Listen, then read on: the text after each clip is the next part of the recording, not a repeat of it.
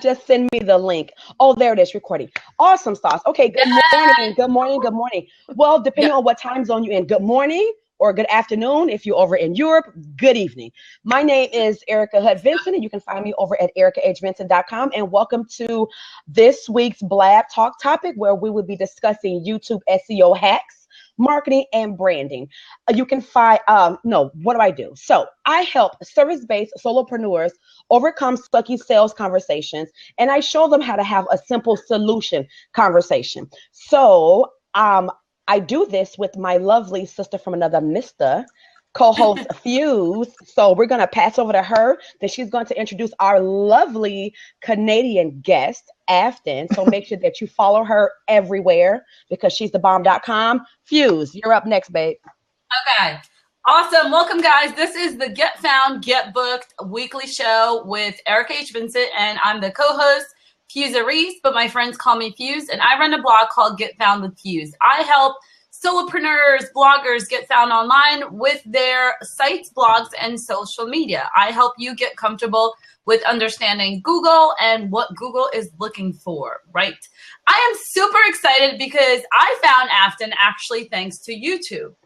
So one day while I was looking for a template, because, I was like, let me try to repurpose some of these Periscope videos, but with the whole portrait thing that they hadn't launched the landscape thing yet. I'm like, I need a little cute template. So she came up in search in Google and under YouTube, and I immediately fell in love with her branding, with her style, with her voice. And I even sent her an email. I'm like, we need to be friends. That's all I got to say. Right. So what I loved about, once I started watching Afton's Periscopes too, what I really loved about her is she's a social media expert. But when it comes to social media experts, lots of times it's just so much fluff and so much like motivation and so much like, yes, you can do it. Social media rocks. And Afton is not that at all. And she's all about tools and actionable and being practical. And she just blows my mind with all her knowledge. So Afton, welcome. Let us know, how do you pronounce your last name? I feel like I always butcher the last name. Negrea, duh, right? Negrea. Negrea. Yeah, Negrea. I don't know. Okay, there we go. Like it's Afton, that's because you're from Brazil. Yeah. Oh, okay. I'm sorry. So for those who are watching and listening, I'm from everywhere. So I was born in Germany, but then I'm an army brat. So I lived everywhere across the world. And Fuse is from Brazil, but now she lives in Jersey. And then Afton is from Toronto. So we have some universal, nationwide action going on today. All right. Mm-hmm. And I've lived all over the world too. I've lived in Scotland, Romania, Italy. Yeah. I've lived all over the place. Yeah. Oh, yeah. So, love it. Thank you, ladies. I'm so excited. And Erica, this is the first time we've met. So thank you for reaching out and inviting me. It's very exciting. Yeah. So and thank you for the awesome intro. And I see some of my friends here. My students are in here too. So thank you. I love all of you guys. I made so many amazing connections because mainly from Periscope. And I've been in Blab a little bit, so I'm glad to be back actually. Because there's so many new features and things that I actually want to I want to pick at. I'm like, everyone calls me Aftool. Actually, my friends who knows it, it's like because I'm like the tool queen, so it's like Aftool on the case. She knows what tools to use, so I need to get into Blab and learn them a little bit more. But so for anybody who doesn't know me, I help businesses stop wasting time in social media and stop making money. That's my stick right there. Coin. We like that. We like coins. And because that's the thing. Everybody wastes a lot of time on social media and nobody's making any money.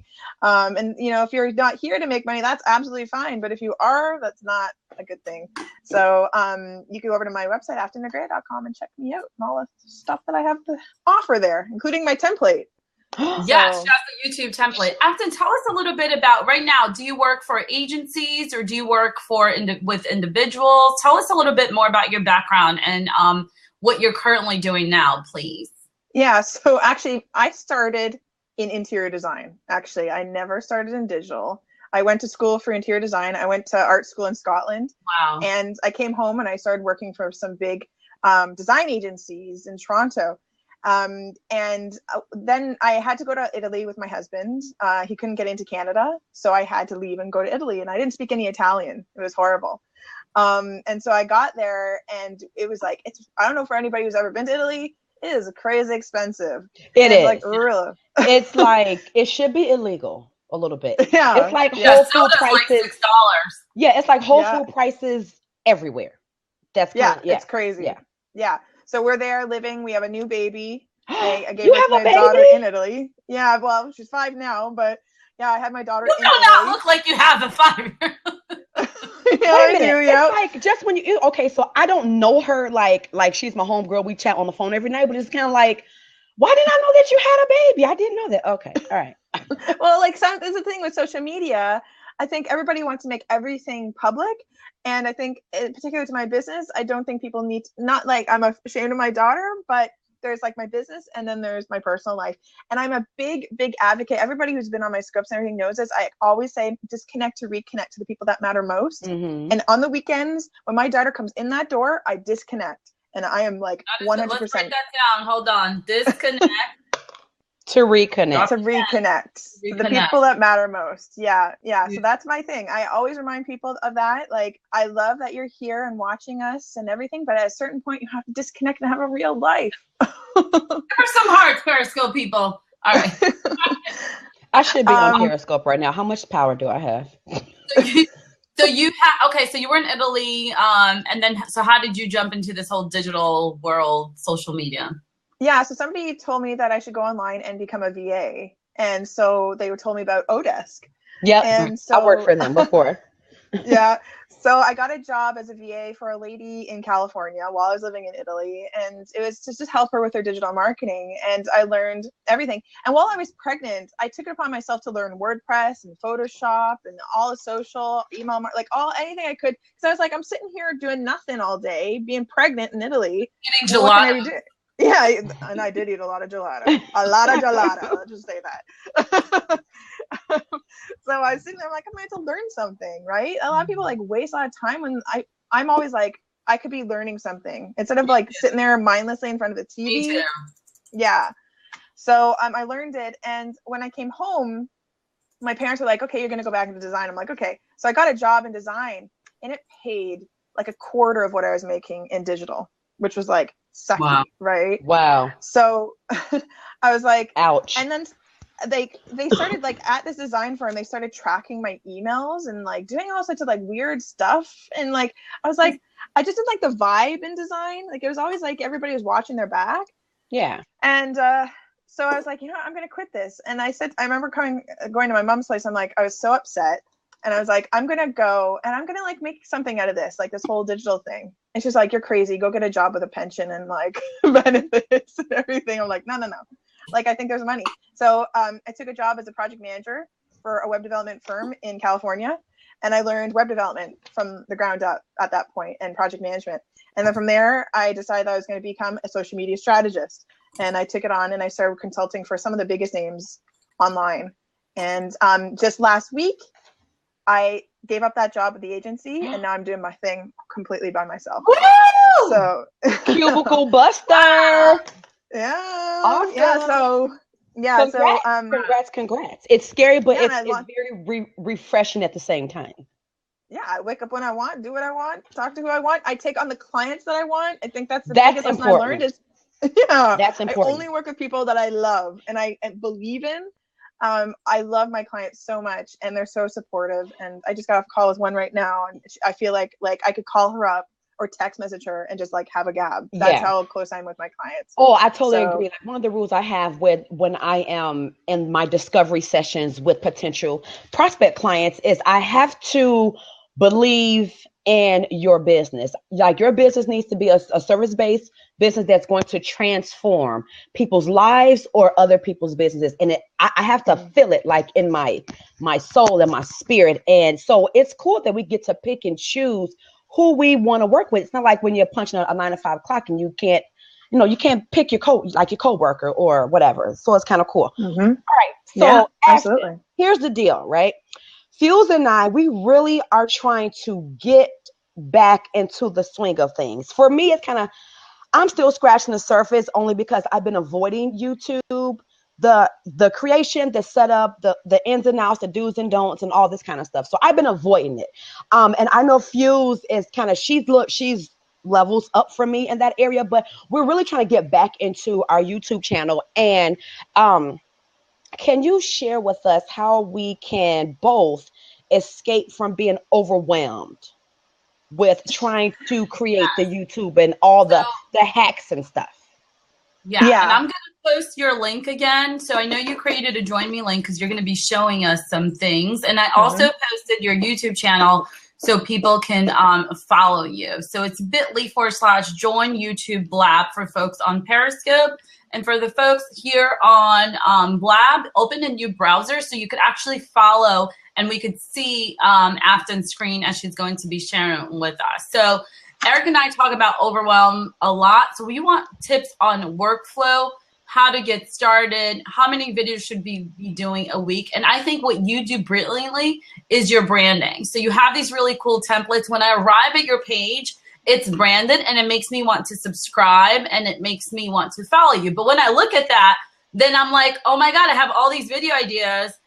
But you know, I also have to brand it and I have to do a template and I have to edit. So I'm like, I keep putting it off. And Erica and I, we're kind of trying to push each other for that. It's almost like we have to go to Best Buy and buy external hard drives because we have so much content that we need to push out. And it's just like, for me, it's the edit part. I get to the part where my creative mind goes into overdrive and I can't shut it off. And because now I've spent, so, I've done the video where I've recorded it, right? So the content is there. But then I get so, I don't know, picture perfect, crazy mind with I overthink it every time. And you do a lot. You do too much. So I do. The names, the templates, the captions, the music, the splices. It's too much. Yeah. So. Yeah, exactly. And you know what? I always say that to my clients: is done is better than perfect. Yes. Right? Yeah, that's my favorite quote. Yes. Well, yeah, exactly. Because you get so overwhelmed. I have people who have been thinking about their logo for like years, and the logo is what's like forget about the logo. Nobody even cares about the logo. They care about the value that you're giving. Like at the end of the day, and like if you get it out there, you're able to measure it. Okay. And then I was saying to my students the other night that I found a blog that I actually kept while I was in Italy. Oh my God, what a horrible blog. I was talking about dust bunnies on the floor. I actually took a picture of the dust bunnies on the floor. I was like, how bad my blog was. And like, it's been this constant progression of like me creating awesome content. And like, when I look at my YouTube videos now, I'm like, did I really say that? Oh my God, why was I wearing that? And my girlfriend's always like, you killed it this week. I'm like, I don't know what you're talking about. But at the end of the day, I'm like, it's done. It's out there. And that's all that matters, right? So how many videos a week are you doing right now? Tell us a little bit about that. Yeah, so this is where it's kind of changed for me. I was in this, I was part of this whole strategy. I don't know if you guys know Brendan Bouchard, but I was a part of like his team at one point, and we did this whole event down in San Diego, and he was teaching things called circular virality. That's like his whole thing is a circular virality.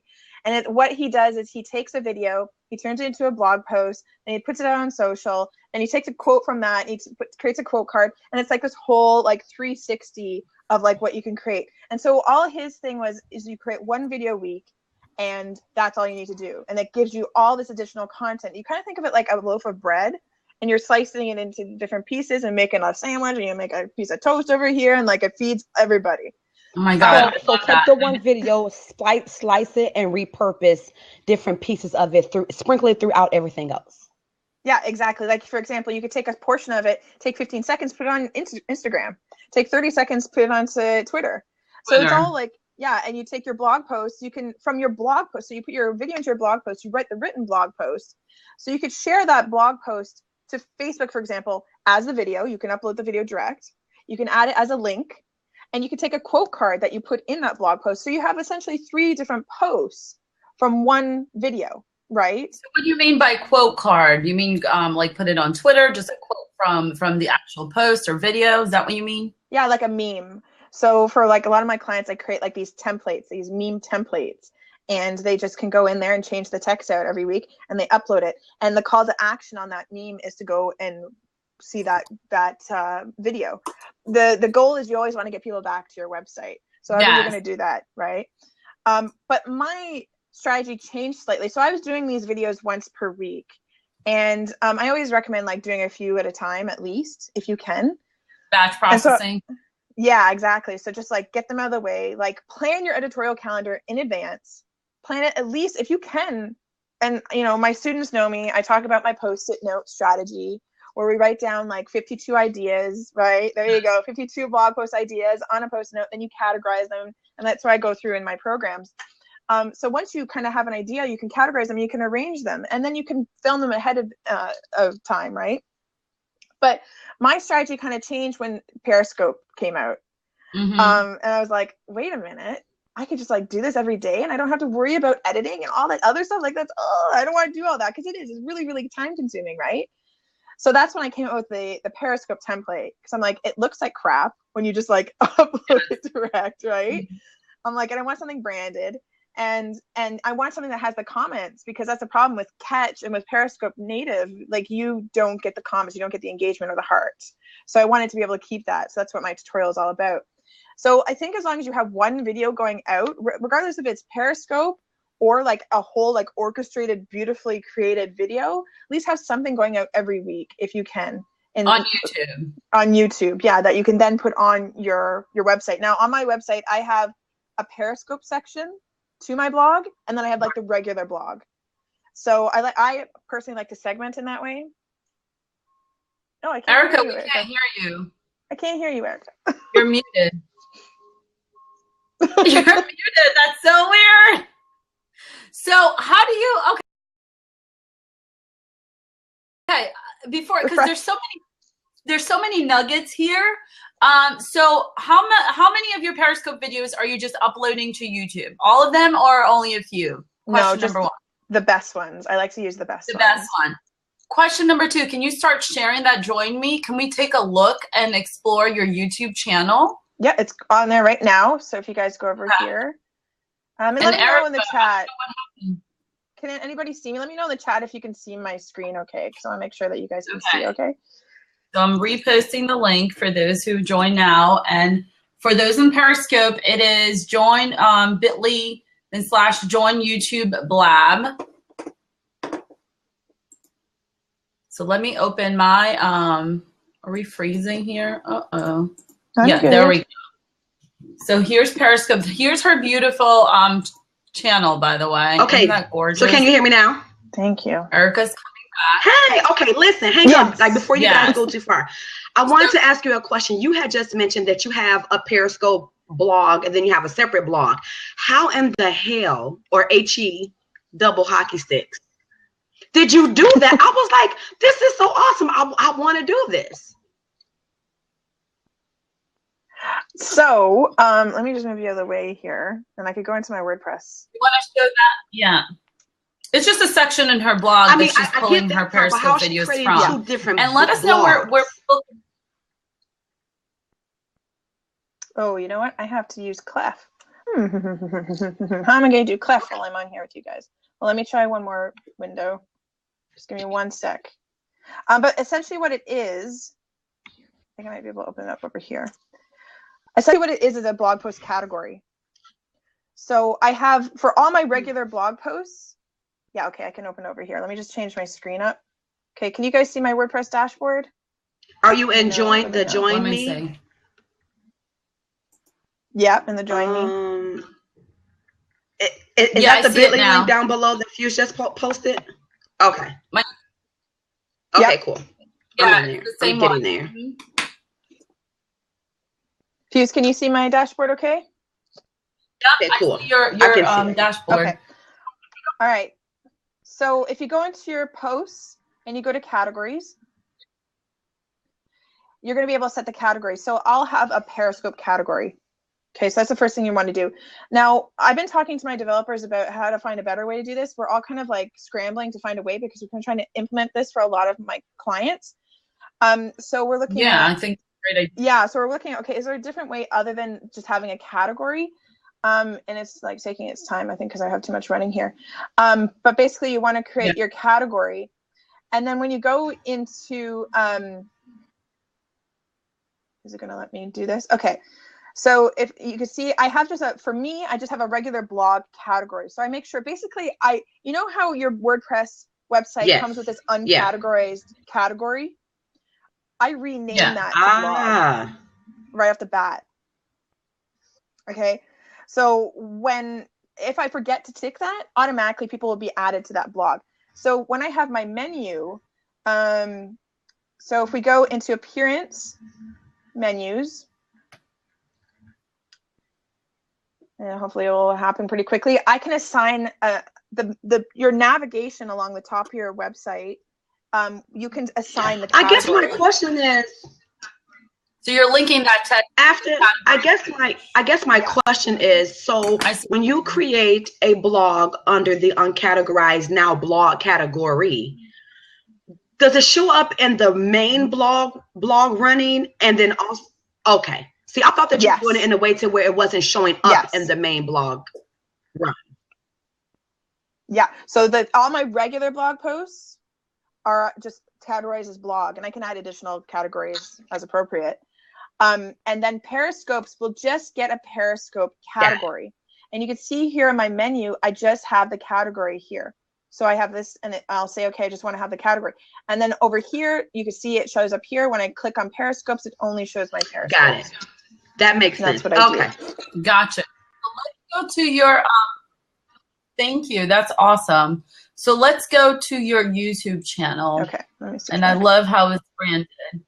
And also let people know, where can they sign up to get I think you have a template or tutorial how you can keep the hearts and comments. Yeah, so you go to aftonnegrea.com/keepyourscopes. Fuse, can you type it in the comment box, because I'm holding my phone for a Periscope. I can actually grab that. Hold on one sec. And Scope Scribe is all so it's over. / what? The real MVP Scope? Scope Scribe. She's like our fourth man here. I know. I love it. Really good. Like really good. So love. You'll get the template. Up a little bit.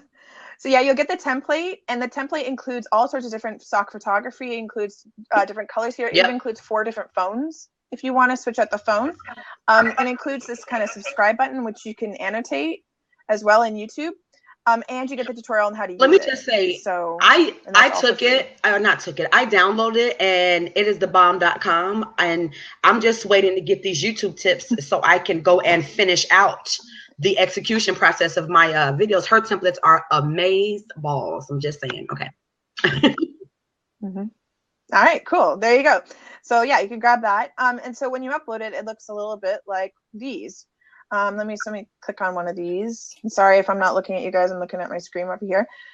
So you would just embed your Periscope video here, and as it progresses, you'll probably see some comments and hearts and stuff come up. And yeah, so that's basically it. And I have 7 tips for you guys otherwise though on how to optimize your YouTube channel, and different tips that you might want to check out, including how to create this kind of kind of template, this upload, it's like an upload default, so that you always have a really optimized description. Yeah. Let's do it. Yeah. Okay. So I want to go back to my channel first of all, and like just show you a couple of things. First of all, some things I see people forget all the time is editing their channel links. And I got to move you over a little bit. So if you just hover over this, and sorry for anybody who's on Blab who's not looking at my screen, but in the top right-hand corner of your cover art on your YouTube channel, there's a little edit icon that will show up. You want to go in there and edit links. And so you'll see like links underneath my cover art show up. So you want to go in here and make sure this is fully optimized so people can find you. And I recommend this across the board. On Facebook, make sure in your About section you have links. YouTube or Google Plus as well. You want to make sure that's all optimized. Your website, how many times I go to people's website and they don't even have all of their social links? It's like, drives me nuts, so I can't even tell you, right? It's like, oh, I'm on Instagram. Are you? It doesn't say anything on your website, right? So make sure that you have all your links in there. And by default, it'll add your Google Plus one usually, which I'm not a huge fan of, but don't even get me started on Google Plus. Yeah. But like your Google Plus will show up down here as well. So that's the very first thing that you'll want to do. The second thing you're going to want to do is obviously have your channel art. And so many people forget to add channel art. And you can use like a generic channel art that YouTube allows you to kind of just add in there. They have all sorts of like different backgrounds and stuff. But if you want to create something really awesome, I would really recommend grabbing the YouTube channel template. So I actually have the link here where you could download it. It's bit.ly/YouTube art blab. I just created a bit.ly for it. So let me put it in the chat here for us. Canva has one, but I recently used it and it was cutting off weird. So I'm glad you have one. This is actually from YouTube themselves. YouTube Art Lab. Okay. Yeah. Gotcha. So you know that it's going to work because it's directly from YouTube. So as soon as you click on that link, it'll give you the download, and that will give you a PSD file.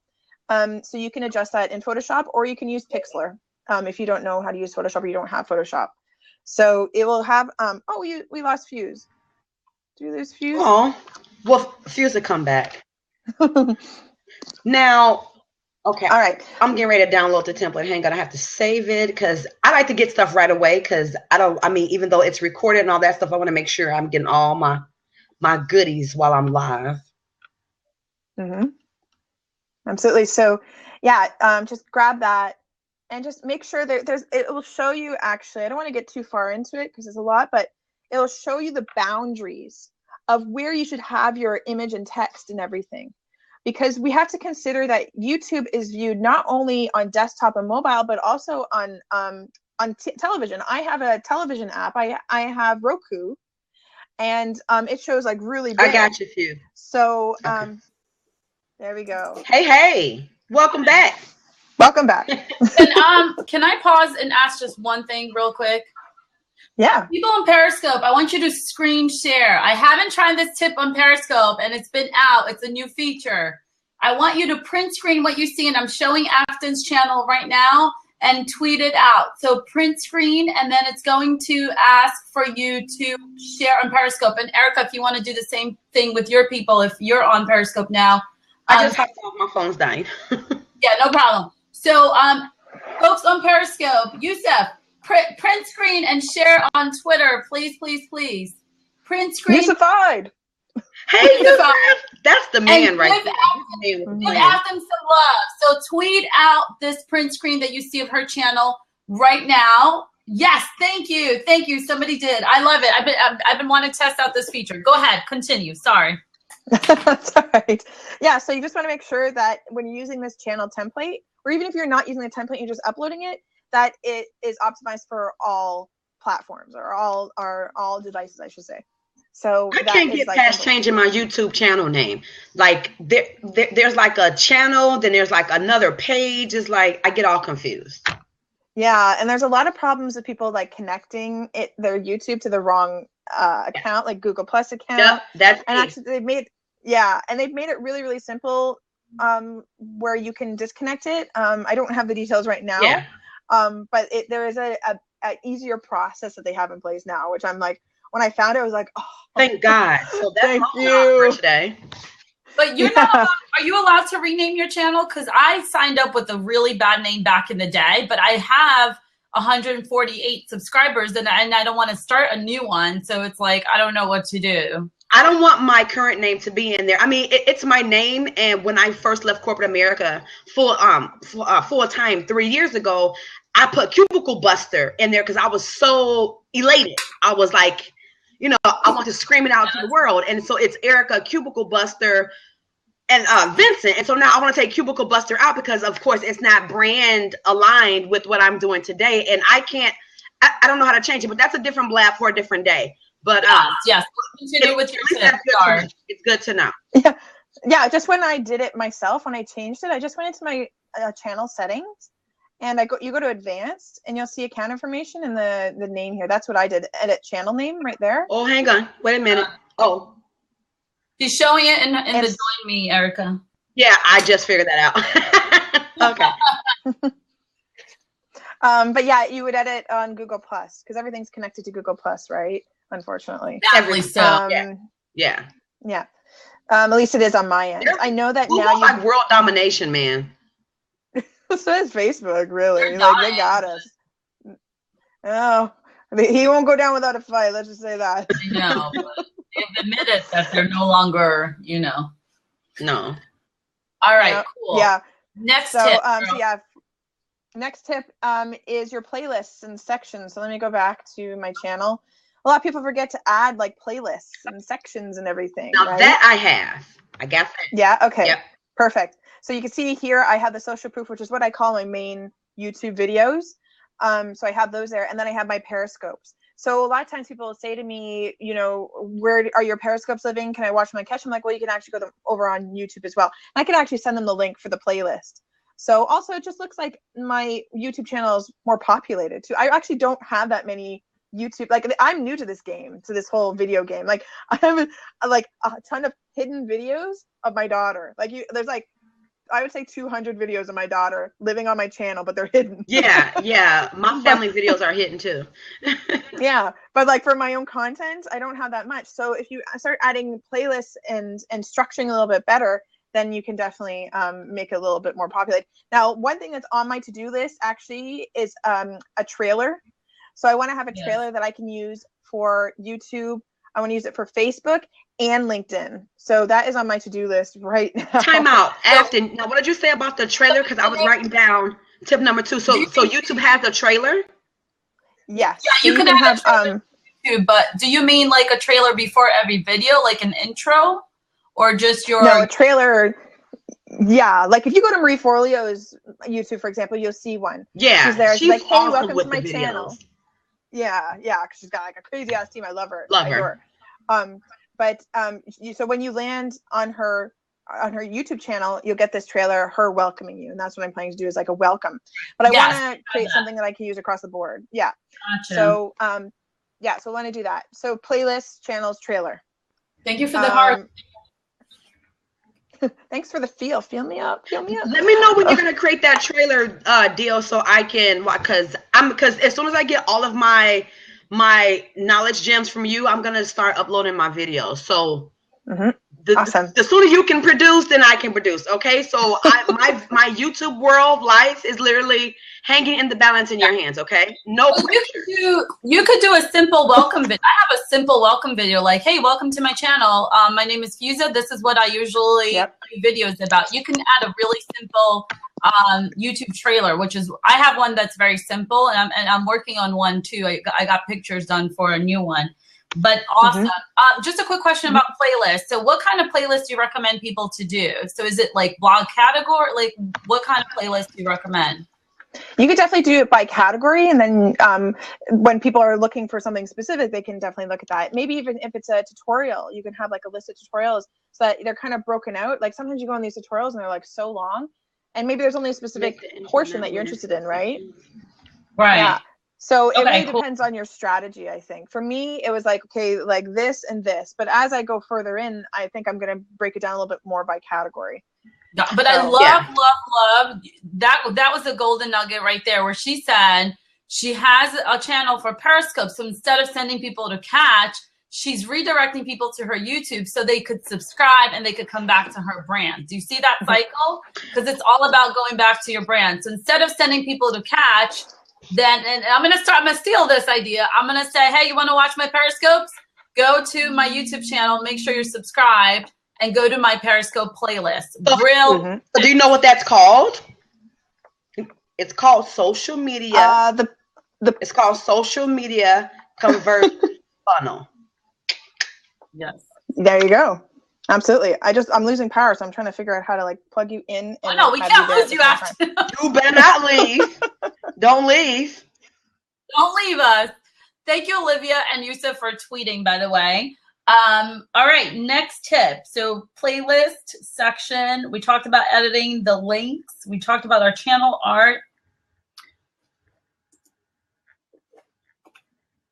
Oh my gosh. Oh no, she needs to come back. Oh my gosh.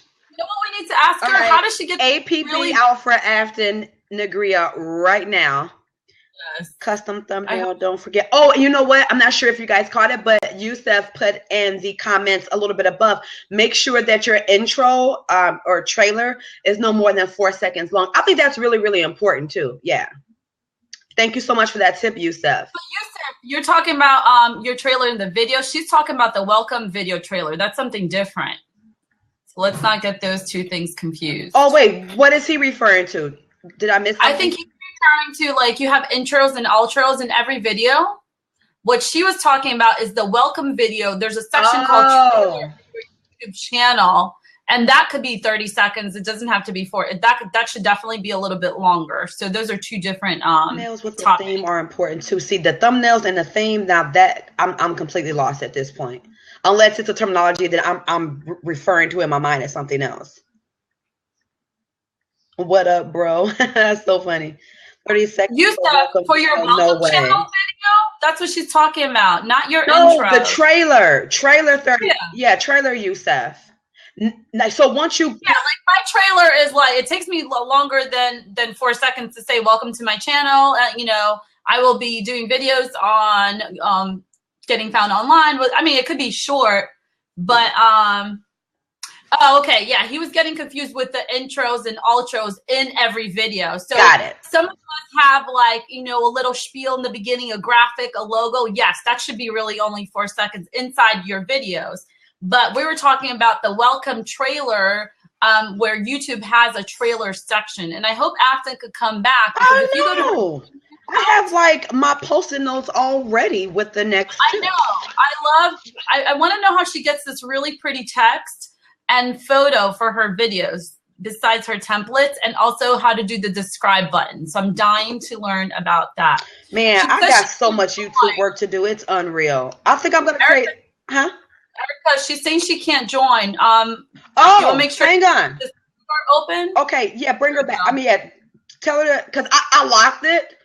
There she is. Yeah. There's our girl. Oh my gosh, and then Blab won't even let me back online. It's craziness. It's like taken over. So, no, you're back. Afton, you can't give me a heart attack, okay? That cannot happen.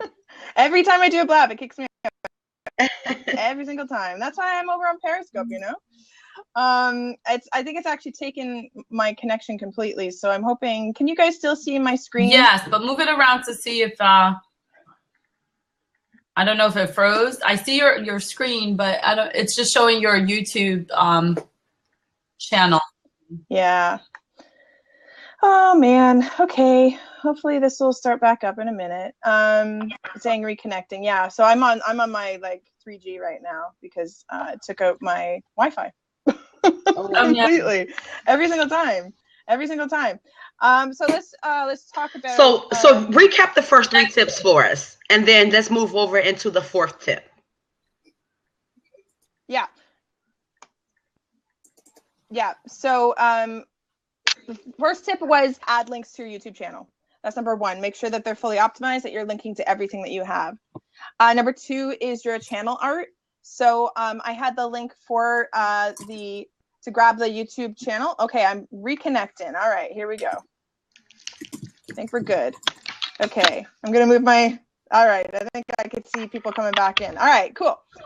So the 3 was playlists and adding, you know, those different sections and even a trailer to channel. And then now I wanna go in to see if now we lost you. Yeah, there's some delay or lag when you're talking. It sounds a little bit like robotic. So I'm not sure what that is. I mean, now I can only hear you. I can't see you. So I don't know. Blab is really hating right now. Yeah, they are. Okay, I'm gonna try and pull it up on Blab up on my computer, and hopefully I can get on that. Oh yeah. Well. Let's see if I always do it from my laptop. I just can't trust the phones. I can't. And then while Afton is trying to get back on Blab with the laptop, and we're trying to get Fuse back in here, we're gonna continue on with the interview. Wait, what is happening? What is going on? My back? Okay, there's Fuse. And there's Afton. Yay. Right. Order has been restored. Okay. Order has been restored. I'm like, okay, sure. So leave me holding the bag with YouTube, which I know nothing about. But, you know, I can wing it. I can talk shit and I can talk gibberish until y'all come back. It's not a big deal. Yeah. All right. Well, unfortunately, people on my Join Me and now see me on Blab too, but we'll have to work with it here. Yeah. And it's working very, very slowly for me. I don't know about you guys, but it's freezing up on me. Yeah, but now you're so much more clear though. Like we can really see you on the I think you're on your laptop. Yeah. Okay. So tip number 1 was the art. The list. The YouTube add your links. And then tip number 2 was what? The playlist? So first one was add your links. No, second was channel art, and 3 was playlists and sections and your trailer. All right. So number 4 playlist, sections, trailer. Okay. So number 4 is your upload defaults. And this is something that a lot of people don't know actually exist. If you go into your YouTube channel settings, under channel, you go to upload defaults. And there you can actually set the upload default. So every time you upload a video, you'll get these kind of default settings. So I like to add a kind of general description of who I am and where you can find me online.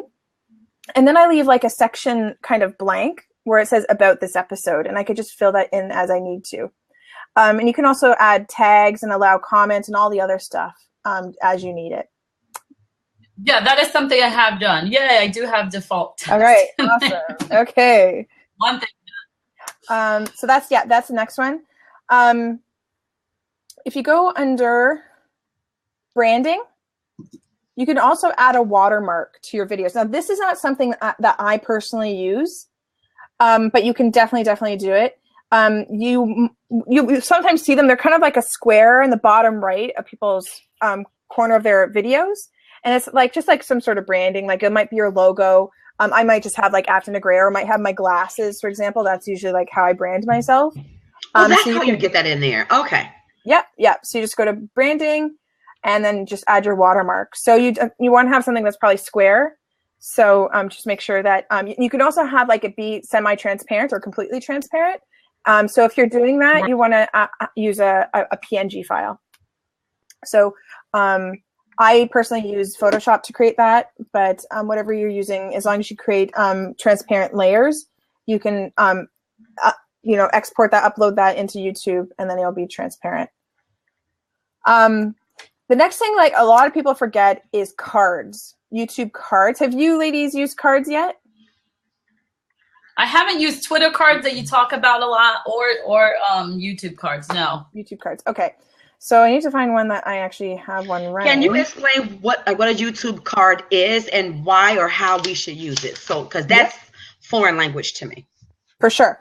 So on my screen right now, you'll see in the top right-hand corner, there'll be like an eye.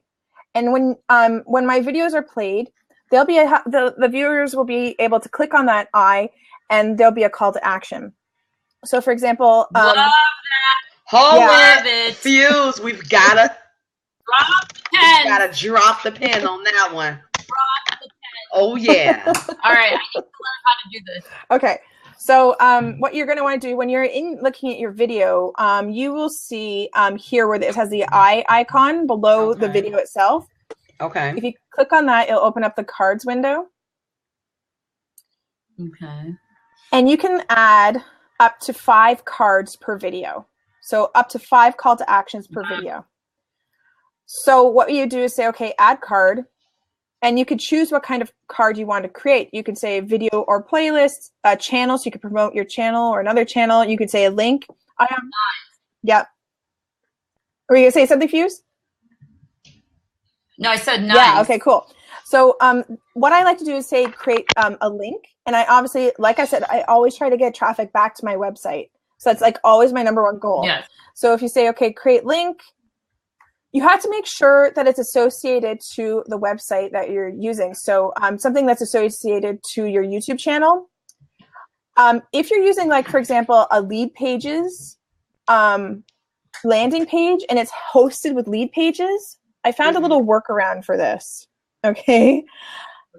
If you get the plugin called Pretty Link Lite, it'll allow you to create branded URLs with your website link. So it'll be like AftonNegrea.com, and I can create, it's like almost like a bit.ly. And I could say, AftonNegrea.com/lead pages. And then I could add the link in here. So I don't have to worry about it being associated to my account. Get out the city. Wow. Yeah. All right. So Sorry. I say, okay. Hubby's walking past you guys. Sorry. Okay, WordPress plugin, Pretty Link. Okay, thanks, Youssef. So Youssef put the URL to that plugin in there. Or if you're inside your WordPress, just go to plugins, click search, and then type in Pretty Links. It's Youssified certified, I'm sure. Yes. Okay, seriously, this coffee, I have to. TMI Fuse, okay? All right, so YouTube cards. So the purpose of the YouTube cards, from the way that you just described it, it's another way to provoke call to action. It's another way to make people aware of where else they can find you, in addition to the links and everything that you put inside of the description at the bottom of your. And now I saw something for like another video and add a playlist in the YouTube card too. So the way I'm picturing it is if someone's watching my YouTube video, click on the little eye in the top right corner. If I included a video or a playlist inside of that card, when they open up the eye, it's going to play another video. You can actually see the list. Yeah, you can click on and it will take you to the playlist itself. Oh, the playlist. Okay, so look. Okay, all right. Yeah. So if they are watching, for example, a social proof video. Yeah. Yeah. if they're looking at a social proof video, for example, and they want to watch the rest of the social proof videos, I could say watch more here. Now, the reason why cards exist is because, and this is what I heard a little while ago, and I don't know if anybody in the chat knows, I heard that they're going to be removing regular annotations. So those things that you kind of draw around, buttons and things like that. I heard that they're going to be removing them. Yeah, and they're going to be replacing them with cards. I heard this when cards came out, which was like, I don't know, like 5 months ago, 6 months ago, maybe longer. I don't know.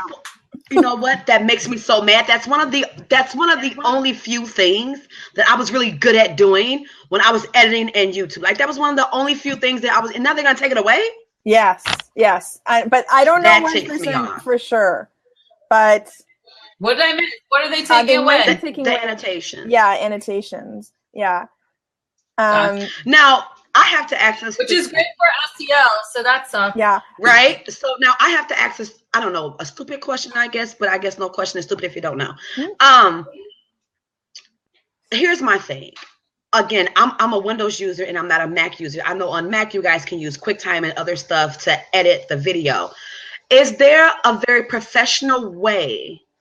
Not really professional, but like uncheesy way to upload your video and edit it using the YouTube features and the settings part? Because I think that's where I'm a little bit more reserved, and I don't want to. It's like I don't want to learn anything else new. And for me, doing all the back office stuff with the edits for YouTube, it's like, okay, I'm getting overwhelmed with learning the translation and all of this other stuff. So yeah. So there is the video editor, and to be honest, that's not something I'm used to using. But they do have the video editor here, and you can add your videos, so you can drag them in. So let's just let's try this out, right? Erica, do you mean filling out the defaults, or do you mean just video editing?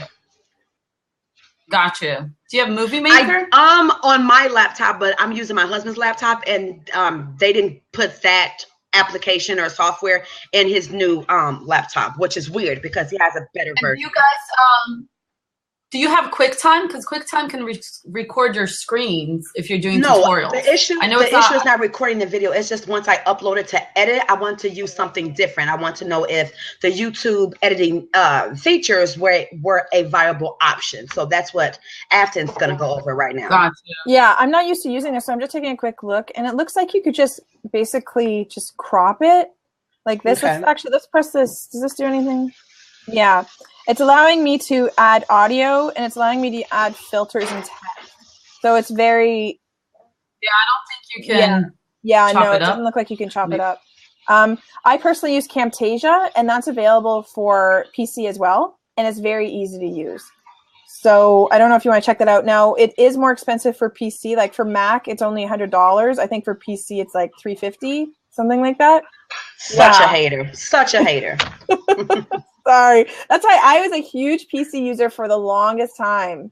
And I just moved over to Mac because there's just so many more tools available and apps and things. So definitely make the investment if you can. That's my advice. Man. But see, and then the thing about Mac is like, okay, I have to learn that world all over. You know, because that's a whole nother world and everything too. But anyways, it's my own stuff. Let's move on. Quick question. I don't know if I missed this. With your YouTube cards, where are you creating those templates that you're is there templates too, or are you just creating just links? The links. Yeah, so let's go back in there and take a look. Because you want to have like I say about an 800 by 800 image that you have to upload, and you could definitely do that using Canva. Okay. Like anybody. You have a template. Yeah, just go to Canva, create something, and you're good to go. Gotcha. Yeah. Yeah, because I saw it wasn't only pulling a link; it was pulling an actual branded image. Yeah, for sure. And I have like a general branded image. For example, the social proof. I just have like a social proof logo, and then I use that for that. But if there's something specific that I have, then yeah, definitely I would have to create something. Okay, so there's that. The last thing I want to talk about is number 7 is intro graphic. What was 5? So 5 was watermark. Oh, right. Watermark. Yeah. 6 is YouTube cards. Got it. And 7 is your intro graphic. Now you'll notice on some of my my videos, these ones, my full-on videos, that when it starts, let me just mute myself. You'll see I give a little. How do you get the pretty text on there? Oh, well, I can show you that as well. That wasn't on my list, but I can definitely do that. Yeah, I would love to know how you get this photo preview with the text of what the video is going to be about. Yeah, for sure. So that's your thumbnail. I was going to say, yeah, I knew that one. Yeah, it's a thumbnail. Yeah, for sure. So yeah, but where's she adding that text? So what program she's using? Yeah, so I'll show you how I kind of do that as well. So what I also do, I just want to point out, is you have like just a few seconds to grab their attention. And a lot of people have these like really long, complicated intro motion graphics, and like you could lose them. So I kind of do a little bit of me, and I kind of have something cute to say at the beginning, and then I go into my intro graphic. So I would definitely recommend to do it that way. You can even do it a little bit longer. Like I just have a few seconds, but definitely have something at the beginning. I love that. That's a great tip. Okay, so then my intro graphic goes in. You can see me, and my intro graphic goes in. I have this kind of thing where you can see me in the background. Things are exploding and all sorts of stuff. Where I actually got this was videohive.net. Videohive.net. Is this Mac too, or is this Mac and PC? Mac and PC. Yay! Okay. This is like from Theme Forest. If anybody knows Theme Forest, where you get like your WordPress themes. Yeah, I found a great one for mine. I even showed Erica the other day. It was from this site, Erica, the one I found. Good, cool. Yeah, so you get your actual video, but you can also get your audio from Audio Jungle on the same website. So I was lucky because the creator of my motion graphic actually synced it with something from Audio Jungle, and he made it as like package. So I was able to buy everything in one. Okay. Then what? Because it's important to use licensed music. Yeah, for sure. Yeah. Yeah, exactly. So what I did was I hired just a guy that knew After Effects, who just put in my images. You could see I'm kind of moving around, and you could see me. So I just gave him those raw files, and he just threw them in. And I had a motion graphic for like $50. So yeah. Gotcha. But where you can edit your thumbnails, if you go into edit your video. Now, if you have a brand new YouTube channel, you will not have the ability to change your thumbnail. So some people— Wait, say that again. If you have a what now? A brand new YouTube channel, you won't have the ability to change the thumbnail. So you can see here on the right-hand side of my videos, I have these kind of— they'll usually give you a set of 3 images that you can choose. What I have is a template that I use. So I have a Photoshop template. Oh, man. Yeah. You can't hear? Can you hear me? No, I could hear fine. You're good. All right. So what I have is like a YouTube template. So every time I produce a video, I take a screenshot. So this is just a screenshot of me. Yep. I import that, and then I have like this overlay of text. and then I just change out the text every time. I export that. So in Photoshop, you mean? Yeah, in Photoshop, but you can also do this in Canva too. You can import the screenshot, and then you can overlay your text. You just have to specify. And you're just importing it as a photo, as a thumbnail. Exactly. Yeah, exactly. So you just want to make sure that it's 1280 by 720. That's the size of your YouTube video. Okay. So in Canva, you can actually specify the custom dimensions. And actually, I can pull that up for anybody because I've had a lot of questions lately about where to find the custom dimensions in Canva. And I don't know if you're using Canva or PicMonkey or Pixlr or whatever. I swear by Canva. It's in the top right corner. Yeah, I was going to say, yes. I know the entire layout of Canva. Okay, good. All right. So yeah, for anybody who doesn't know, like you can grab it. I'm just on there. If you're on the Join Me, you can grab it up here, top right-hand corner, and use custom dimensions. And so I can upload that as an image, and then it sets it. So that's what will show, which is really nice because it's nicely branded. But if you have a new YouTube channel, you have to set certain stipulations now, what you have to meet before they give you the ability to change your thumbnail. So it'll be like something like 500 subscribers or a certain amount of time. Like if you Google it, you can find the stipulations, but it kind of sucks anyway. Okay. One tip that somebody told me the other day is if you actually verify your website. So, you could take a little bit of custom code from Google and you put it into your website and verify your website that you can get the custom thumbnail that way as well. So, yeah, you just want to do that because it sucks if you can't. Because sometimes the thumbnails they choose, you're kind of like, Yeah, you look so wacky. Yeah, for sure. So I like to make sure that it looks nice and branded and everything. And those are my tips. Awesome. Okay, I have a couple of questions. So for editing, you're using Camtasia when you edit your videos that are not Periscope videos, even for my Periscope videos, yeah. So like when I'm using the template, that Keep Your Scopes template, I import the template is like an image. So you import the image into Camtasia, and that's a background. And then you just overlay your Periscope over top of that.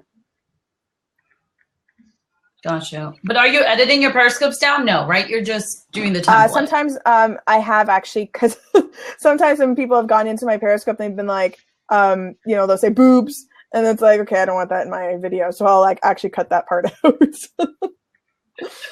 Yep. The trolls. We call those the Periscope trolls. Yeah, I embrace the trolls actually.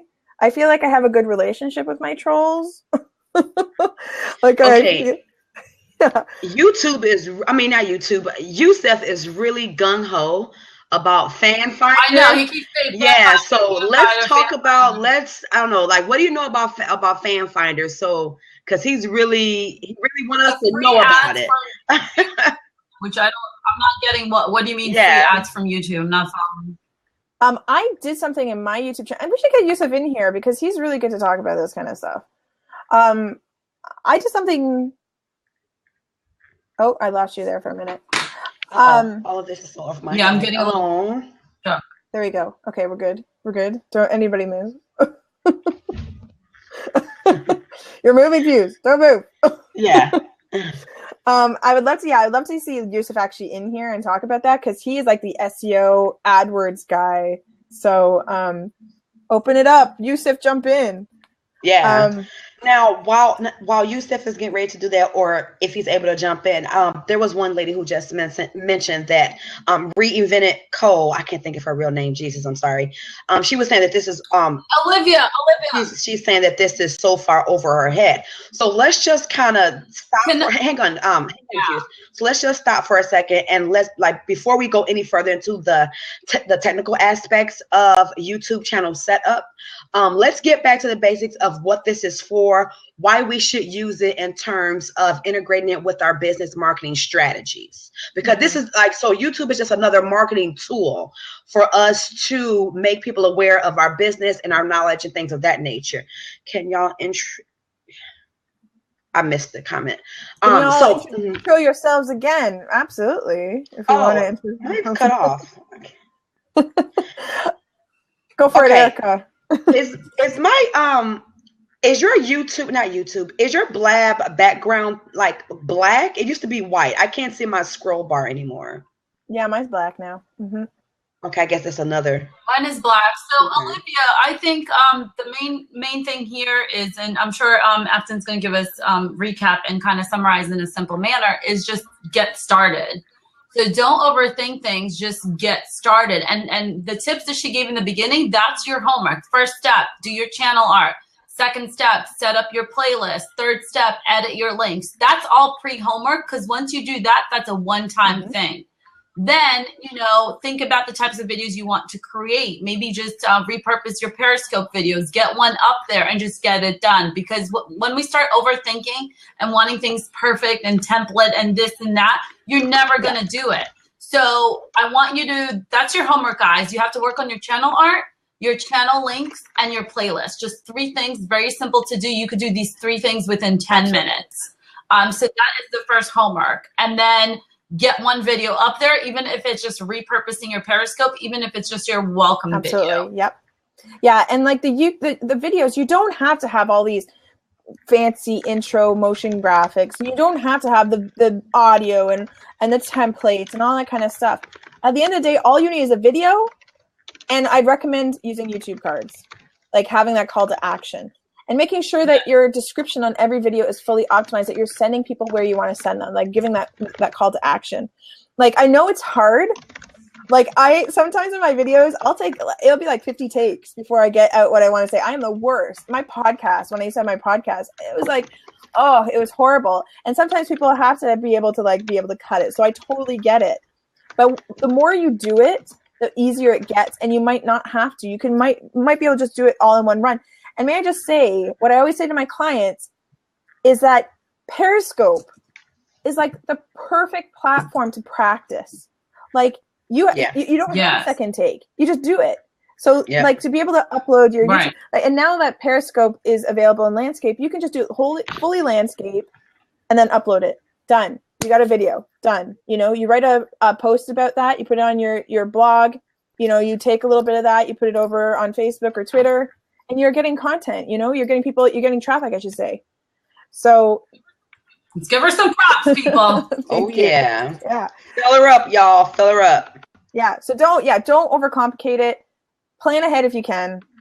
That's like the biggest piece of advice, and just have fun with it. That's the worst for me. Yeah. That the plan ahead part, the editorial it's the worst for me, because I will start out with writing content, and then my mind is like, oh, this would be great to talk about to extend this point, and then to extend this point, and then I have 3 points extended, and then nothing published. Yeah, it's absolutely.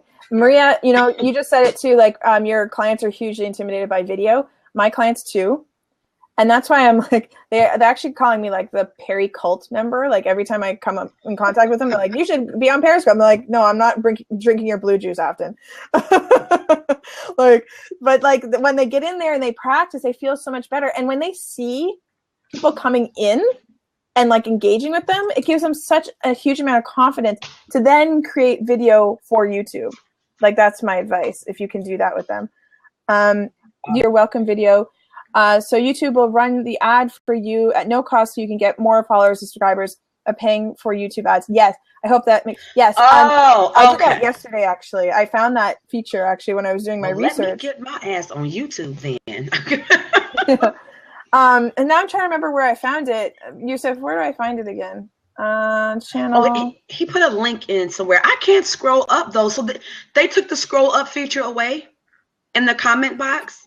No, I'm able to scroll, but I'm on a Mac, so I can scroll easily up and down. Oh, is that I'm looking for the little bar. Can you do it on your mouse? Via your mouse? Oh yeah, I was trying to use my So my question is, yeah, I can scroll. Okay, yeah, the mouse. I was using the touchpad on my laptop. Okay. So Yusuf, are you? Yeah, you'll spam you with the links. Yusuf, have you done a Periscope or a blab on this? Because I'd love to have the link. Because you know what, Yusuf's actually really good about actually taking his Periscopes and just using the catch embed links. So no, let's do it. Yes, let's do it. I haven't done a blab with you in forever, Yusuf. So we have to do that. Okay, does anyone have any questions for Afton? Because it's already 2:11 here and I still have to talk about SEO. Oh, yes. All right. So while you guys are typing in your questions, like we can always piggyback and filter those into the conversation. So Fuse, let's talk about YouTube SEO optimization. So what are some of the best practices? So we've learned about pretty much the setting up portion of the video with Afton. So now once we have it set up, right, what are some of the best practices in terms of optimization? Explain what optimization is for anyone who doesn't know, and then explain some of the best practices, the things that we should be doing to be the most successful and to be the most exposed on YouTube. Awesome. Okay, sweet. So why YouTube? Why are we even talking about this? We're talking about this because YouTube is the second biggest search engine in the world. Like, second, like, it's more than a bunch of social medias combined. It's more than Yahoo, Bing, combined, right? Because think of how many videos you watch a day. Seriously. Yeah. Think about the video results that come in when you look for something up. So our whole point with this is to drive traffic, to drive traffic back to our websites, to our blogs, and to our to our brand presence, I mean. So optimization means that there are things that you can do to boost your videos so they could get found on like the page of one of results of certain topics or known as keywords, right? So for example, if you didn't catch the blab from last week, it was a mastermind class with my sisters who are using Instagram to fully book their hair salon, 100% referral from Instagram.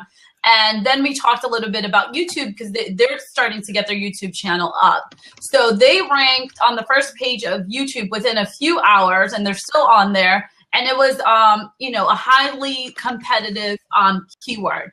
So what I also love about YouTube, not only that it is the second biggest search engine in the world, is that I call it the wild, wild west. For whatever reason, algorithm, fancy stuff, you could outrank someone that is really highly ranked, and you could break some SEO rules. So I call it the wild, wild west. It's a gold mine a lot of people are not exploring. And it could be just really great to generate traffic back to your site. I mean, look, this is how I found Afton. Like, this is why we're here. I found her on YouTube, okay? I was on somebody's scope the other day where they had like 35,000 subscribers or something from YouTube, and that's how they were generating their clientele and selling their services and products. So there are things that we can do with our videos in order to help them be found on the first page results of YouTube. Fuza, why does so much junk rise to the top of YouTube? I don't know what you mean by junk. Maybe there's more views. I mean, I don't usually see a lot of spammy stuff. Maybe if you had an example, that would be great. But I don't know. There's something funky. Go ahead. I think SM _ online class is talking about like the ads. Like when you upload a video and when you hit play, it's like a 10-second commercial or ad that comes up. Maybe that's the junk that she's referring to. I mean, so when you upload a video, you have the option to monetize it, and you could pick those two types of ads you want to show. Do you want people to skip? There's two types of, so that's really for people trying to monetize. No, she doesn't mean ads. She meant low quality content videos. Oh, and her name is Maria. Easy. Maria, I'm not sure. Maybe the good quality videos are not knowing how to optimize their stuff so they could get found, right? So let's talk about some tips really quick. The first thing is definitely like your keywords. What is your video about? What is the topic that you're covering about? Whatever that topic is, those words should be in your title. So the first place you want to optimize or boost your videos on YouTube is whatever you're writing in for your title, right? So my sisters, they did a video on balayage, which I can't pronounce half the time.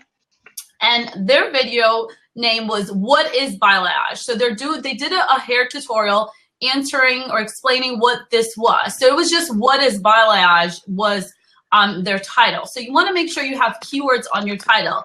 So sometimes I'll visit people's, no hashtags.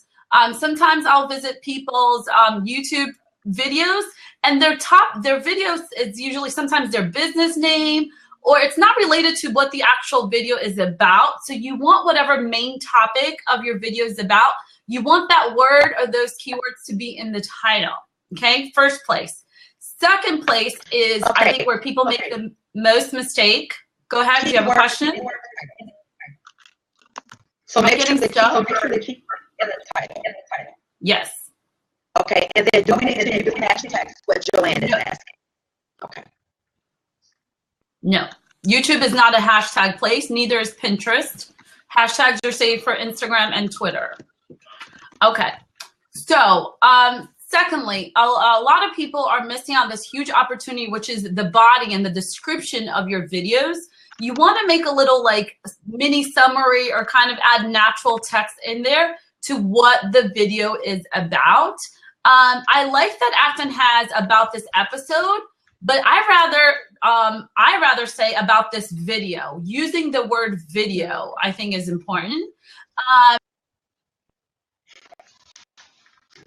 So describing it instead of like, I don't know, Canva tutorial, let's say, it could be like how to use Canva to make, pretty graphics for your blog posts and for your social media. In this video, I talk about how to use Canva for your small business. So make that text a little bit more lengthier and have your keywords in there as well. Okay, so we're repeating whatever our main idea keywords is in the text of the description. So a lot of you are skipping out and just writing like a one sentence thing. Like your voice is robotic in and out, like you're hearing like every other word. Can you hear me? Should I refresh? And it's like a kickback. Like we're hearing like grab your headphones because you're giving out good information. I want to make sure that we get it.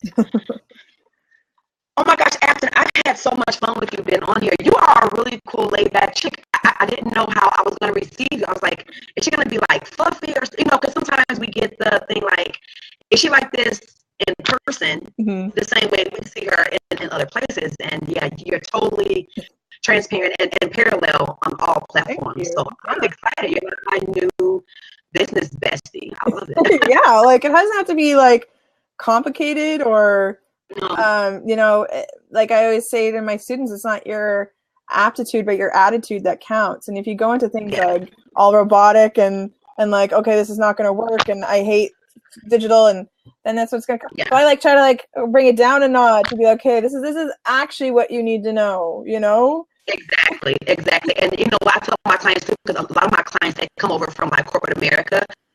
So they're still stuck in that very black and white structured mode of like, having to do everything very like robotically and things of that nature. And when you get ready, to start your own business, you have to think outside of the box. Yeah. And you have to give yourself permission to, just kind of be free willed and free brained in how you want to do things. Erica, now you're a robot. I am. You guys, okay. Hang on. Sounds better now.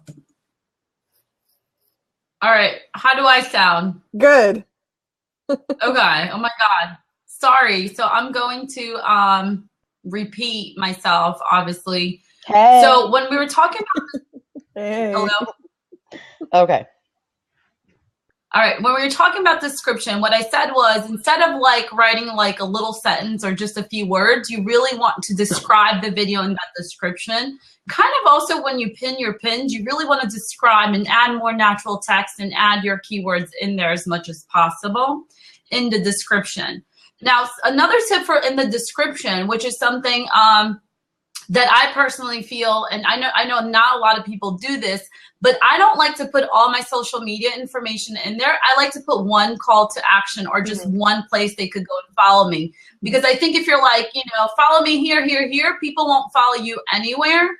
So I could be wrong on this. This is just personally what I do. So it depends. What is your goal of the video? Do you want people to opt in for a class? Are you trying to sell a product? Are you trying to get people over to your blog? Are you trying to get Facebook fans? So think of an end goal and put one call to action in the description text of your video. Make sure you subscribe to my channel in order to get more videos, or become a fan on my page where I share more tips, or join my free Facebook group where I do weekly challenges. So one call to action, in my opinion, is needed.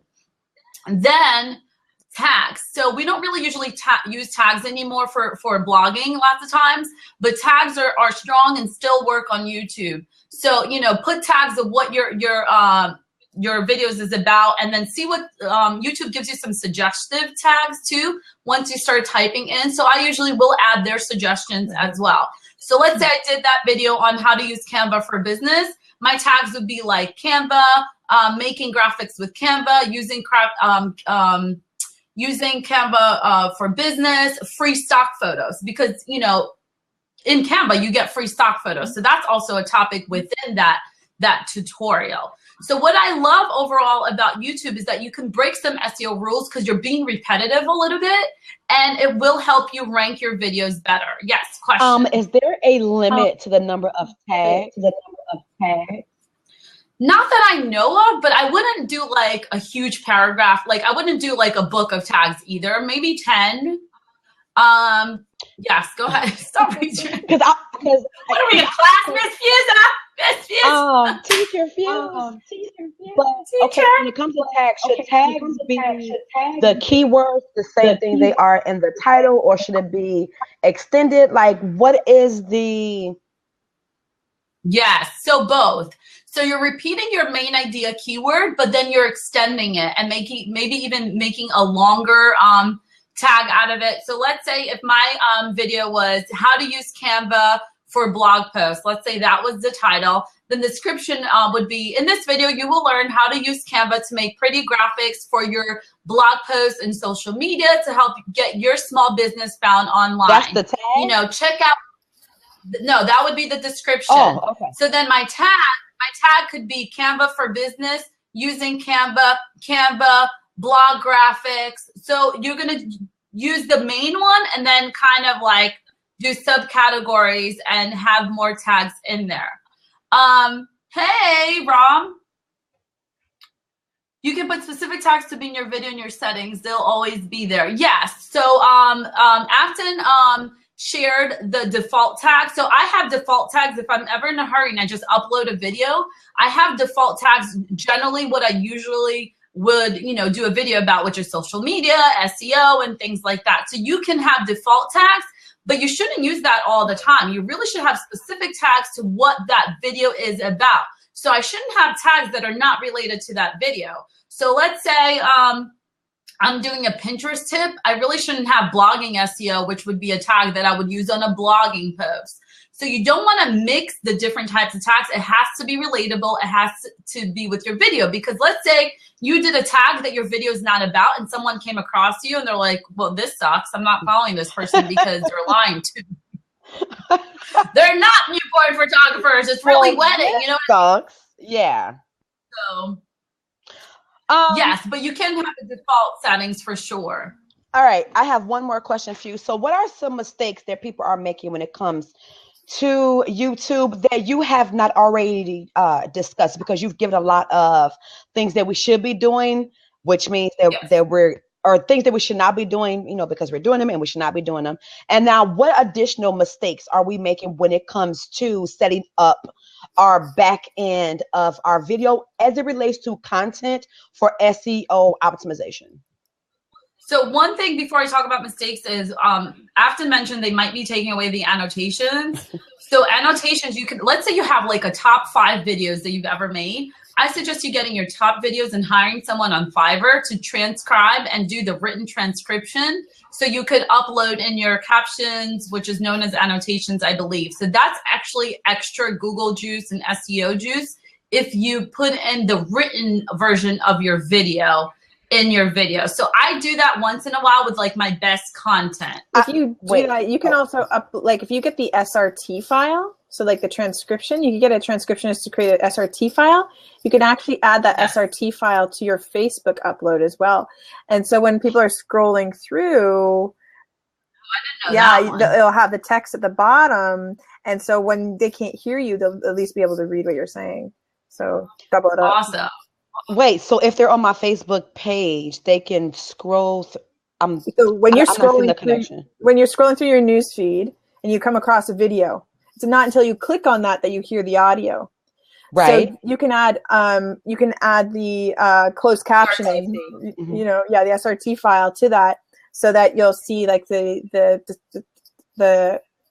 transcription, really, the transcription at the bottom, and when you're uploading it straight to Facebook. Inside of Facebook. Got it. That's what I was missing. Okay. Yeah, you can take it and add it, like Fuse is saying, to the description or the captioning, and then you could do the same thing with Facebook.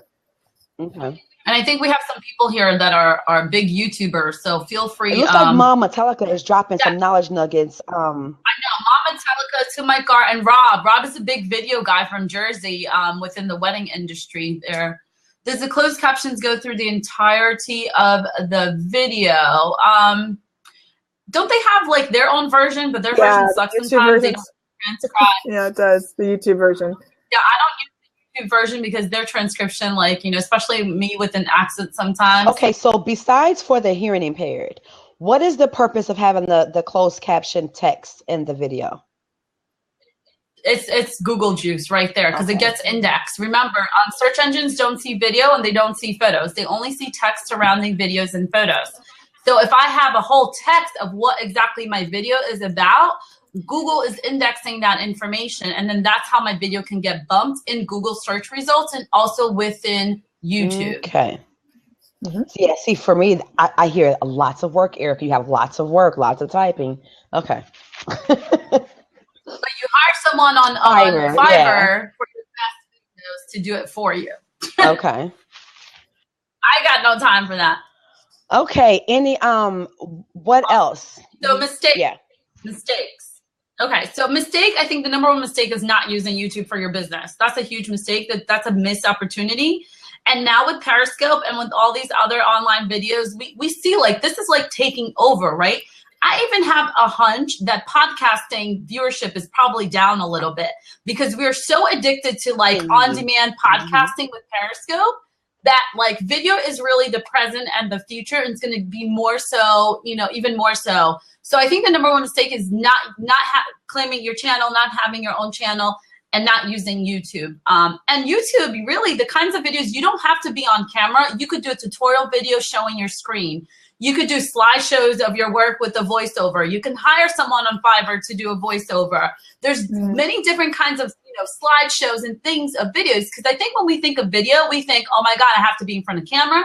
I have to wear makeup. I have to have a bra on. I gotta, you know, I gotta know like what I'm gonna say. I gotta edit this thing. There's a lot that comes to mind, but it could really be other mediums and formats too, in my opinion. Yeah, for sure. I just want to say too, there was an article that came out today that Forbes released the top YouTube stars and their earnings. Yeah. What happened? Forbes. The YouTube stars and the earnings. Yeah, Forbes. Yeah. So PewDiePie, Felix Gelberg, he earns $12 million per year from YouTube. Wow. And then the next one down is about 8 million, and then it goes down from there. But like, think about that, right? Okay. Yeah, crazy. And Erica had really good stats last week about video, which HubSpot did a really great study. So question, do you use annotations a lot? I don't. I use it in my top videos, but I'm relaunching my channel. So we're going to see where this is going to go. And they might be taking this away, Afton said. So let's see what YouTube is up to. I said, Olivia, that video is the present and definitely the future, just because it's just growing so fast. People want on-demand video. I have a feeling that podcasting is going to go down a little bit because people want on-demand podcasting at their fingertips and unrehearsed, unedited. And that's what Periscope and Blab does. And I think that's awesome. Yes, I was going to say something? You know, do we have to raise our hand when Fuse is talking? Because she'll just... I know. Sorry. I've been even discussing with some clients about turning their Periscopes and Meerkats and their live stuff into podcasts. Yes, I'm working on that. Yeah, so you might want to consider that as well. And then you're hitting up all channels. Back to this like sliced bread, right? Taking one thing, you're slicing it up and reusing it. Okay, Afton. Because people learn with different mediums, right? Okay, so I have a question, Afton. So with the podcast, because for me, you know how we can see, or they can see us, but we can't see them. We can only see their comments. So you know, a lot of times I'm always like reading the comments and things of that nature. So if it's on a podcast, wouldn't it sound a little bit like I'm talking to an invisible person? So how does that work? That's the thing. Like, that's why we have to like get in the mindset that we're going to be turning it into a podcast. And that you might require some editing, right? So you might have a certain portion. Maybe at the beginning of your Periscope, you would, oh, we lost her.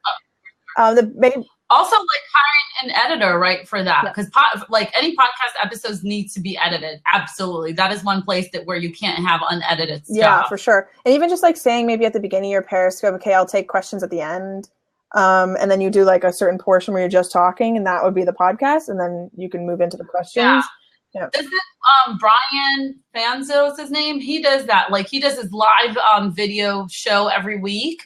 And he periscopes it, and it's actually his podcast recording. So some people are really good at that. I hope we could get Erica back. So I wanted to share a little bit more other mistakes. I think another big mistake is just really not filling out the description and having something unrelated in the title. Like, don't just have your business name in the title. Talk about what the video is about. Add more text. You have that whole section there to add text. So if you want your videos to be found, if you want to rank on YouTube and in Google for your videos, you really need to be filling out the text, having a mini summary there. So I think that's another mistake that people do. And third and last mistake, I think not putting a call to action. Like, you want to have one call to action. You want to entice your audience to do something. So like I said, do you want them to subscribe to your channel? Like, what is your goal? Is this like an opt-in sales page that you want them to go to? Do you want for them to subscribe to your list? So when I fell upon Afton's video, which showed this template, it led me to go and opt in for her page because I wanted that template. And I wanted to know how to use that tutorial. So you have to have one goal in mind. I think it's really good. So I think that's pretty much it. Those are the top 3 mistakes that people are making. Awesome. And yeah, I don't know. Blab is acting retarded. I'm sorry. Well, cool. It is. It's like a. So this was like a little mini, I don't know, course / workshop / bad chicks hanging out. Or cool chicks, boss chicks hanging out. Nerdy chicks. Yeah, I'm kind of a low-key nerd. And I think that's why I try to goof around a lot to overcompensate so people won't spot out, oh, she's nerdy. Yeah. So I see some people that are really using YouTube for business. How about Mama Talika, To My Gar, and even Rob? Do you guys have any advice or any tips that you want to give? You want to write it in the message? And I would love to hear from you guys as well. Anything that you found is the best way to grow, subscribers. Honestly, my best tip to grow subscribers is to post videos. Like, I always get new subscribers whenever I'm posting, videos more frequently. I have a good tip. And after having a YouTube subscribe button directly from your blog. So being able to click that. Yeah, I have that. Yeah. So a lot of people send people over to the YouTube channel. They lose that traffic. So you could keep the traffic and get subscribers at the same time if you have that. So like, say like, if you want to subscribe to my channel, visit my link on my blog. Is that what you're saying? Yeah. Well, like on my sidebar of my blog, I have like direct, ways to follow me online. So YouTube is one of those. And my assistant right now is actually working on, maybe I shouldn't say this. My assistant right now is working on like a really nice full width button to subscribe to me on YouTube below my videos. So it's going to be like big and red. Yeah, I love that. I love your layout too of how your video scrolls from your page. I guess it's theme related with your page and your Periscope page. So here, yes, I agree with this. This is a good tip too. Most people don't put a link back to their website in the description of the video. Make sure it's a fully formed URL. Yes, and that's what I meant by call to action too. Always have it back to you.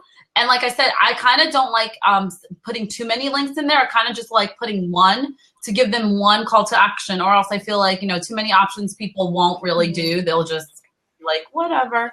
Good tip though, Rob. Thank you. You were going to ask something? Yes, I was going to ask, how do you make it look so clean? Like, I don't want to get technical, but are you using your phone or the webcam on your laptop, or are you using a really sophisticated and expensive camera or video equipment? For me, it's my laptop. Really? Yep. You do your videos from your laptop? Yeah, my girlfriend, I remember she bought like a ring light. She bought like all this fancy. She got like the audio hooked up, and I did this. I did like 10 videos by the time she did one because she was so concerned with the stuff. And it looked just the same. That's the thing. It's to stop overcomplicating stuff. Stop overcomplicating. The reason I was asking because your videos look so clean. Like, is there a certain like resolution that you're setting in your laptop webcam? Certain number, dimension, or what is that? Aspect resolution? Audio? Nope, just the default. I'm using Camtasia default. Press record. Wow. Done. I do have my Yeti. So complex. Yeah, I do have my Yeti that I use for my audio. That's the only Okay. What is that? Wait, bring it back. The microphone. Bring it back. Yeah. So my Yeti microphone. Then I have like a pop filter that goes over top. Oh my gosh, that's insane. That thing is huge. Yeah, that's not actually, it sits on my desk just fine. And so I have this sitting beside me when I'm doing my videos, and that's all. And then I connect that to my laptop. It goes into Camtasia. I'm done. And then I think if you're on the Mac, sorry, because I'm on a Mac, QuickTime has been the best found secret that people don't realize. Not only can it record you, it can record your screen, and it can record just audio. So it does three different types of recording. Yeah.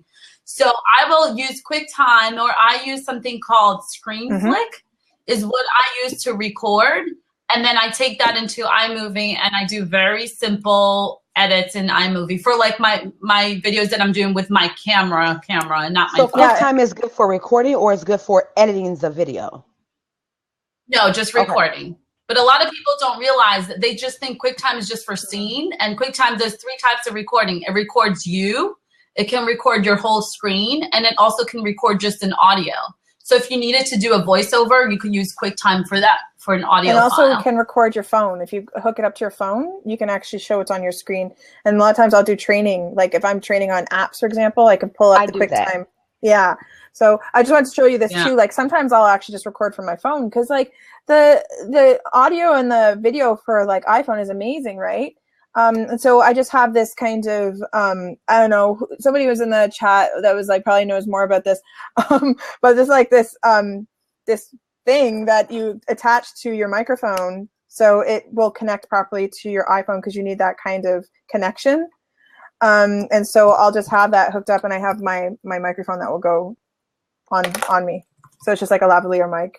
And then I just connect it to my iPhone, and I'll just record like that. Okay, now why do you have that? So does it drown out background noise, or what's the point of that?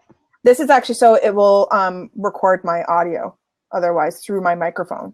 Because if like I could just have this sitting and it will pick up my audio, but if I'm really far away, it won't sound that great. So I'll have my lavalier mic, and then it will connect my lavalier to that. Gotcha. So, okay. Yeah. So for the purpose of distance and making sure that you still sound close, even if your recording piece is far away. Exactly. And this thing has like a really, really long cord, so I can go really far. Oh my gosh. And that's it. That's all. And so like for my course videos, that's all I use. I use my iPhone. That's it. Wow. It's like, hello. And I have like a little clip for my tripod, and I connect it, and I'm done. All right. So that's going to be my next week. I think I'm going to put together a YouTube channel challenge. And I think I'm going to lay it out this week, and then I think I'm going to post it next week, because that's how the way I push myself to produce in my business, I create challenges. So anyone is welcome to join. Yes. Yeah. I grew up very, very competitive. So I'm used to like competition. So I love to figure out how can I outbeat myself. So I create challenges. I know it sounds weird. All right, guys. Yeah. You gotta go. We give Afton more props. Like she deserves more props than me and Erica, because we're just co-hosting today. Now, so let's give her mad props. We're almost 2 hours in, so let's wrap it up, ladies. Okay, and the way I would like to wrap it up, unless anyone else had in mind, because I'm all about conversion. So I would like for if each one of you ladies have any type of free opt-in or free series or anything promotional that's going on that you would like for us to know about, sign up for, get some more of your juice, and we can follow you and find ways to work with you outside of this blab today, please feel free to promote your stuff. Mm-hmm. Thank you for putting my link in there. Especially that opt-in for the template. Yeah, so the template, it's at aftonegrea.com/keepyourscopes if you want to learn how to keep your scopes with engagements, and you'll also get my template there. If you go straight to aftonegrea.com, you'll get my free audio course, 6 steps to creating a social media strategy that sells. Say that 6 times fast. And I also have other freebies up there. There's a link that says just for you, and I have some other stuff that you can grab as well. Awesome. So you're my new sister, Afton, my other new sister from another mister. And Fuse, do you have anything going on that you would like to share or promote?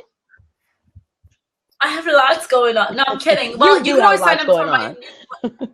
I have too much.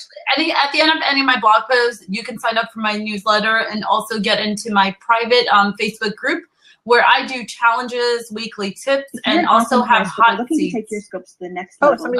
Sorry. I'm like, I hear myself. I was like, what's going on? I'm like, ooh, who is? So it's getfoundwithfuse.com is my blog. And I do some blog posts on some easy video marketing tips. And this whole month, I'm periscoping a lot on blogging. Awesome. But I just love this topic because I think video just takes it up to a whole new level and can be really good for your business and interacting with your audience. Fuse, Mama Metallica is asking if you have a link to your Facebook group. Did you adjust the default numbers in your group name and make it and customize the vanity URL? Yeah. For mine? Oh, mine is private, so she can't find it. You have to subscribe to my list in order to be, it's a subscriber only now group. Convert them over. I love it. Or you can email me if you're having issues. It was open for a while and then I let everyone know. I mean, it's still free to get in, but you have to subscribe because I'm putting in a lot of time into that group. So you have to subscribe to my newsletter. Awesome. And then as for me, I have a couple different things going on. So I have a private Facebook mastermind group where we dig in and I give out daily business strategies on how you can create better conversations and go out and pitch and close with your ideal client and finding your tribe and what to say and what to say on different platforms. So I give out daily assignments in my Facebook group, and yeah, it's right there. Oh, thank you so much. Is that Olivia? Thanks so much, Olivia. So you can sign up there.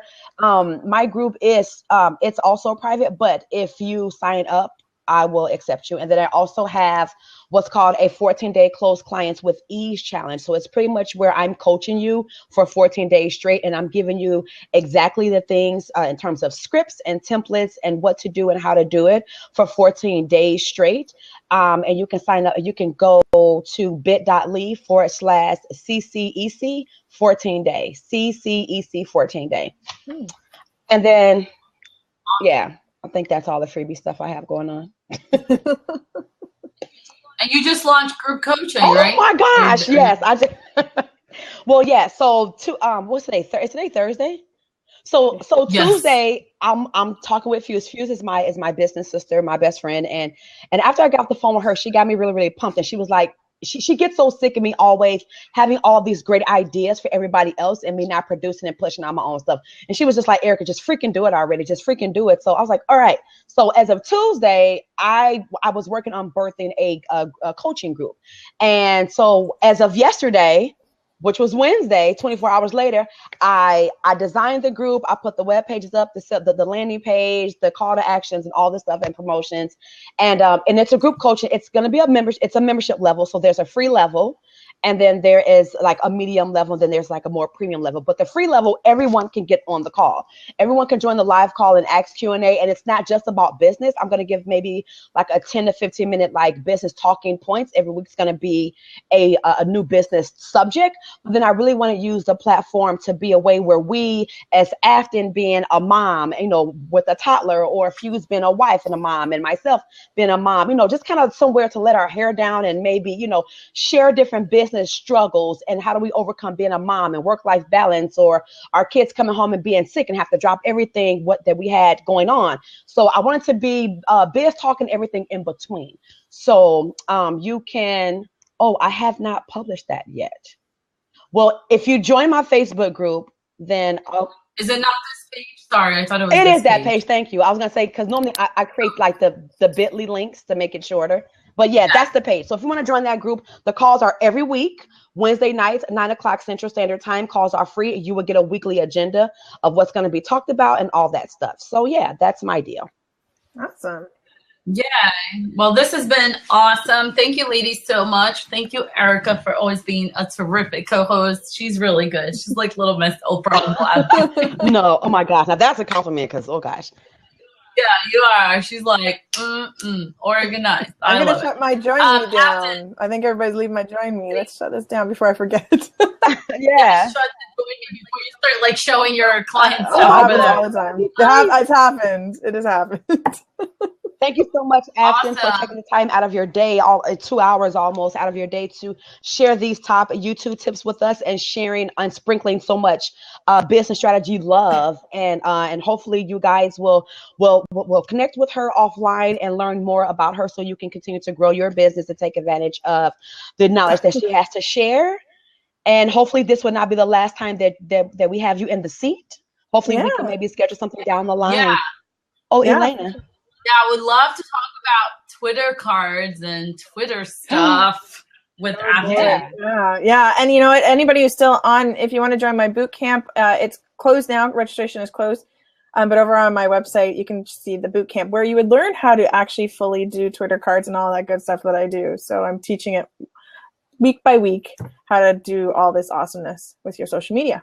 So thank you, ladies. Thank you for the invite. Thank you for the awesome conversation. Feuza, I learned so much. Erica, I learned so much from both of you too. So thank you for that. Yeah, and big thanks to all of you who've stuck around for so long. Thank you, Mike. Thank you, Olivia. I forgot Mom Metallica's first name. Yes, SM Online class. What is your first name? Thank you, everyone. Thank you for giving your input, for participating, for being here. And I'm so glad a lot of you are using YouTube for your advantage. Thank you, Rob. Talisha was here earlier. Thank you, Yusuf. So just shout out to you guys. D Boozman, which I don't know the first name. Sorry, I'm just reading profile.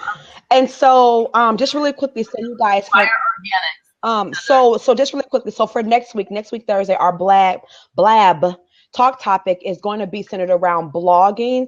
Blogging is at the center of a Feu's theme for this month. She's periscoping every night about I can't even talk. She's periscoping every night about blogging. So next week, I think it's only fitting that we have a blab talk topic centered around blogging. So if you want to ask questions now, and we can maybe do some pre-prepping and structure, but it's going to be around blogging. So maybe do's and don'ts, tips and tricks. I'll bring in my sales conversation piece to it, and how you can convert and why you should convert, and some business hacks with that. So that's my deal. Yes, awesome. Thank you, guys. Got to run. The kids just hopped in the door, so I got to go. All right. Have a good one. And okay, I'm going to do my homework. I'm going to edit my channel links. I'm going to edit my channel art and create my playlist. So I hope you guys do that homework too. Even if you don't have any videos, you really should be able to do that easily. Okay, Olivia, I'm talking to you. Yeah, that's my homework for this weekend for sure. I'm going to do the first 3 steps, and then I'm going to check back in with Afton and say, I did it. Yeah. All right. Bye, guys. Thank you.